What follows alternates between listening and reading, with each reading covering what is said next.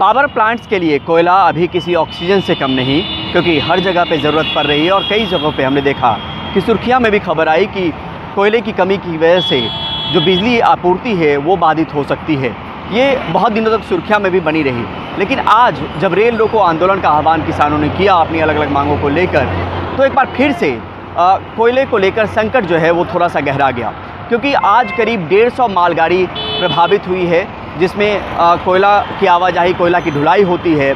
लेकिन 150 में से 50% यानी 75 मालगाड़ी वैसी थी जिनमें कोयला लदा हुआ था, जो किसी प्लांट तक पहुंचना था। और इसका असर जो है वो हो सकता है कि आने वाले दिनों में दिखे, लेकिन सिर्फ पैसेंजर ट्रेनें नहीं प्रभावित हुई और बाधित नहीं हुई हैं। कोयला ले जाने वाली, कोयला ढोने वाली जो मालगाड़ियां हैं वो भी बीच में फंसी रही, बाधित रही, क्योंकि हमने देखा कि सबसे ज़्यादा असर जो है वो नौदन में हुआ और 7 जोन में इसका असर जो है वो रहा। करीब 200 इलाकों पे किसान जो हैं वो प्रदर्शन करते रहे। 6 घंटे तक ये प्रदर्शन चला, सुबह 10 बजे से लेकर शाम के 4 बजे तक।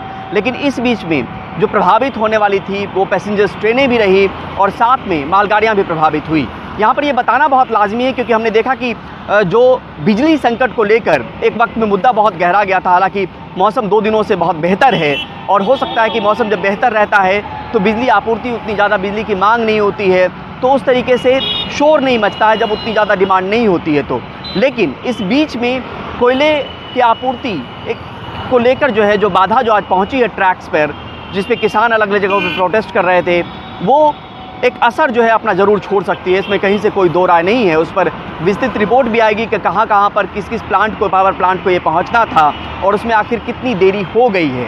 लेकिन अगर ट्रेनों की बात करें तो करीब 300 ट्रेनें आज प्रभावित रही हैं, जिसमें 40 से ज़्यादा ट्रेनों को कैंसिल करना पड़ा है। शॉर्ट टर्मिनेशन भी हुआ है, पार्शियली कैंसिल भी हुई है ट्रेन को डाइवर्ट भी करना पड़ा है। तो ये तमाम चीज़ें हुई हैं और ये पहला मौका नहीं है जब किसानों ने ट्रैक को लेकर अपनी आवाज़ बुलंद करने की कोशिश की हो। ये दरअसल ये कोशिश रहती है कि सरकार को किसी तरीके से अपनी बात पहुंचाई जा सके, लेकिन इस बीच में ये भी ज़रूर होता है कि जो मुसाफिर होते हैं, एक तरफ तो मांग है किसानों की, दूसरी तरफ जो मुसाफिर हैं जो ट्रेन में यात्रा कर रहे हैं, उनकी मुसीबत बढ़ जाती है और उनकी मुसीबतें बढ़ी हुई थी।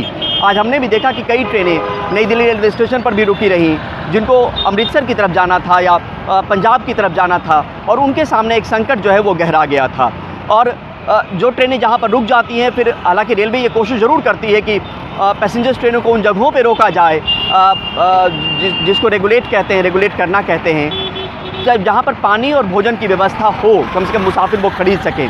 तो ये तमाम चीज़ें इंतजाम की गई थी, लेकिन मालगाड़ियों को लेकर ऐसा कोई इंतजाम नहीं था। और ये बताना यहाँ पर इसलिए भी ज़रूरी हो जाता है क्योंकि लगातार हमने देखा कि कोयले संकट को लेकर किस तरीके से मंत्रालय जो अपना जवाब जो है वो देता रहा। लोगों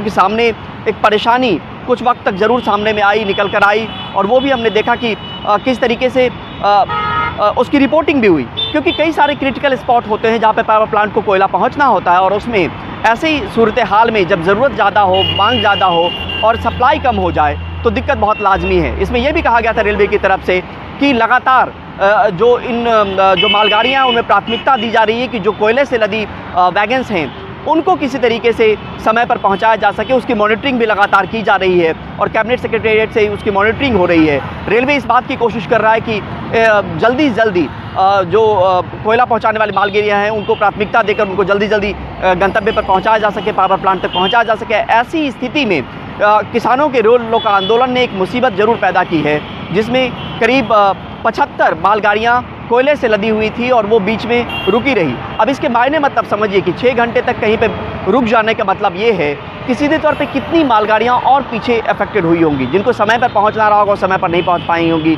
तो ऐसी स्थिति में एक आकलन ज़रूर आएगा और इस पर विस्तृत रिपोर्ट भी आएगी कि आखिर कहाँ पर कितना असर पड़ा है। लेकिन ये ज़रूर है इसमें सीधे तौर पर कि जिस वक्त में कोयले को समय पर पावर प्लांट तक पहुंचाना था, उसमें किसानों के रेल रोको आंदोलन ने एक नई मुसीबत पैदा ज़रूर की है उन पावर प्लांट्स के लिए, और उनकी मुसीबतें आने वाले वक्त में कितनी गहराती हैं वो भी देखना होगा और उस पर एक रिपोर्ट भी आएगी जिससे हम साझा करेंगे। लेकिन फ़िलहाल ये बताना ज़रूरी है फिर से संक्षेप में कि 150 मालगाड़ियाँ आज प्रभावित हुई रेल रोको आंदोलन की वजह से, जिसमें 75 मालगाड़ियाँ ऐसी थी जिसमें कोयला लदा हुआ था, और वहीं 300 ट्रेनें जो हैं वो प्रभावित रही। तो किसानों ने अपनी मांग ज़रूर रखी है, लेकिन इस बीच में मुसीबत उन मुसाफिरों की बढ़ी रही जो ट्रेन में यात्रा कर रहे थे और साफ तौर पे उन लोगों की मुसीबत, उन राज्यों की मुसीबत जहां कोयला पहुंचना था लेकिन शायद अब देरी से पहुंचे। नई दिल्ली से परिमल कुमार, NDTV इंडिया।